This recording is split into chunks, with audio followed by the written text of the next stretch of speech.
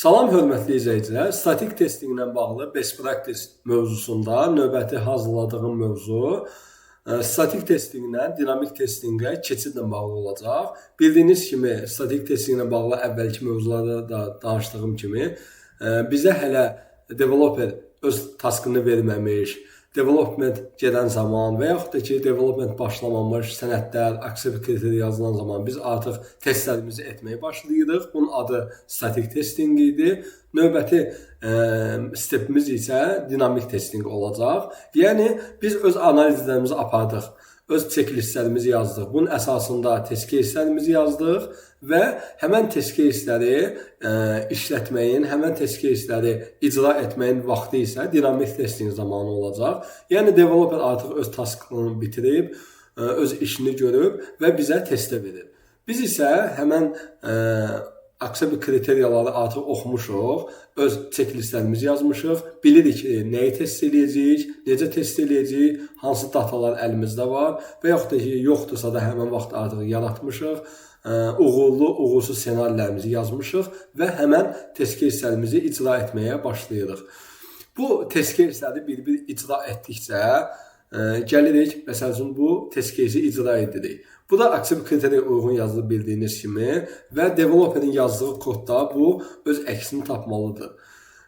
Biz bu test case'i oxuyuruq və bunun əsasında stepləri keçib bunu icra edirik. Məsəl üçün bu əlimizdə olan dizayn bu idi. Burada da icra edirik. Əgər bu verilən dizaynda, verilən taskda bu dizayna uyğundursa və login bu qeyd olunan success uğurlu logini test edirik və nəticə okeydirsə, bu da belə yazmışıq ki, login eləyir və uğurla login eləyə bilir. Və uğurlu olursa, biz burada expected result yazırıq ki, done'dır, yəni okeydir.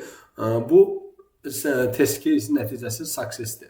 İkinci test case'imizi yoxlayırıq. Məsələn, bunun test case uğurludur, bu da uğurludur.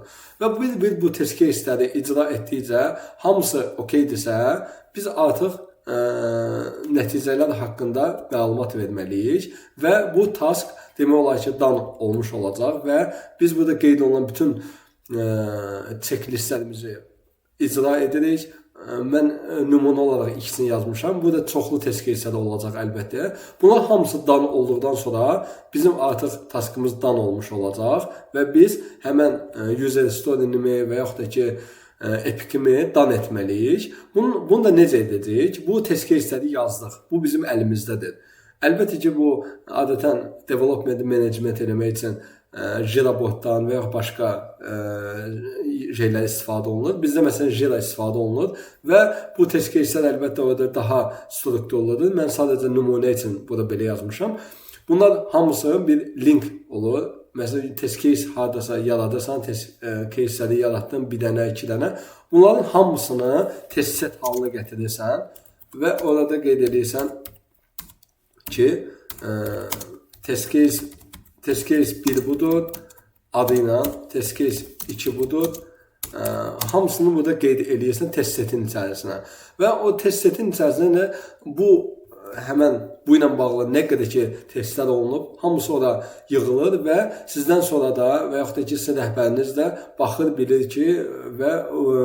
bilir ki, bu sənədlər əsasında test olunub və nəticəsi done'dır. Bunları siz done etdikdən sonra artıq proda verməlisiniz, production'a getməlidir. Production'a gedəndə də test execution yaradılır bizdə. Test execution'da belə bir sənəddir ki, onun içərisində qeyd olunur ki, bu test set qeyd olunur. Test setin içərisində olan bütün test case'lər qeyd olunur. Adətən link eləyəndə məsələn, bunun içərisində olan test case'lər hamısı görsənir ki, test case 1 budur, test case 2 budur və bunların hamısının nəticəsi qeyd olunur. Məsələn, test case 3 budur. Adları da qeyd olunur ki, bu məsələn, success olmağı ilə bağlıdır, bu unsuccess olmağı ilə bağlıdır. Belə məsələn qeyd olunur və yaxud da burada nə qədər ki test case'ləri yaradılır, hamısı qeyd olunur. Məsələn, bu done'dır. Buradandır. Buna hamısı dandırsa artıq bu test execution bilinir ki testlər icra olunub və nəticəsi dandır. Bu artıq proda verilə bilər, productiona göndərilə bilər. Bu həmən test executionda sizin əlinizdə olan bu ümumi bir dənə sənəd olacaq ki, bunun test olunması ilə bağlı əlinizdə bir dokument olacaq. Sonda da bir elə test report yazılır ki, sizin etdiyiniz test case'lərin nəticələri ilə bağlı. Adətən məsələn, reporter kimdir o qeyd olunur. Tarix nə vaxtdır? Tarix. Hansı versiya test olunub və yaxud da ki, hansı task test olunub, onu da yaza bilərsiniz. Epic test olunub, onu da yaza bilərsiniz. Və yaxud da ki, belə bir şey olur ki, hansı versiya, adətən məsələn, mobil versiyalarda versiya olur. Versiya nömrəsi qeyd olunur ki, bu versiya filan versiyadır. Bilinsin ki, sizdən sonra da bilinsin ki, hansı versiya üçün bunlar yazılır. Bəlkə sonradan dəyişdirilib onu. Versiya qeyd olunur. Daha sonra isə testin nəticələri, results belə yaza bilərik. Məsələn, success olanlar, fail olanlar, defekt varsa defekt sayı, bug sayı və yaxud da ki, bug ola bilər. Hər yanda fərqli bir şey ola bilər. Bunların sayıları qeyd olunur və sonda məsələn defekt bug yoxdursa, hamısı success isə recommendation yazılır ki, bu proda verilə bilər. Məsələn, yazıram ki, produktiyona hazırdır. Belə qeyd edirəm və bunu mənim reportum olacaq və bu test executionlarla test olunub, bu test case'lərlə test olunub, test execution nəticələri dandır və test reportumu təqdim edirəm ki, productiona hazırdır və bu proda gedə bilər. Bu ilə bağlı danışacağım mövzu bu idi. Yəni biz yazdığımız şeyləri icra edirik, yazdığımız sənədləri hamısını icra edirik, test execution'umuzu yaradırıq və nəticələrimiz barədə məlumatları veririk və artıq erişən testimizi apardıq, sonraki testimizi apardıq və productiona gedəcək məhsulla bağlı işlərimizi hamısını keyfiyyətlə görmüş olacaq və bu effektiv bir yol olacaq. Çünki statik testing bizim erişən test aparmağımız üçün, erişən analizlər aparmağımız üçün lazım idi. Gördüyünüz kimi dinamik testingdə də artıq biz əziyyət çəkmədik. Dinamik testing zamanı developer bizə məhsulunu verdikdə biz artıq əlimizdə hazır sənədlər var. Bunları bu steplərlə test edirik və nəticələr barədə də öz sənədlərimizi yazıb, nəticələr barədə məlumatı veririk və bizim işimiz burada sonlanır.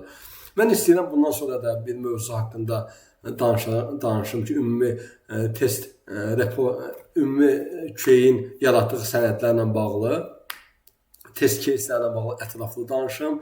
Test case yaradılanda bizim istifadə edəcəyimiz test dizayn texnikaları var, o ilə bağlı danışım.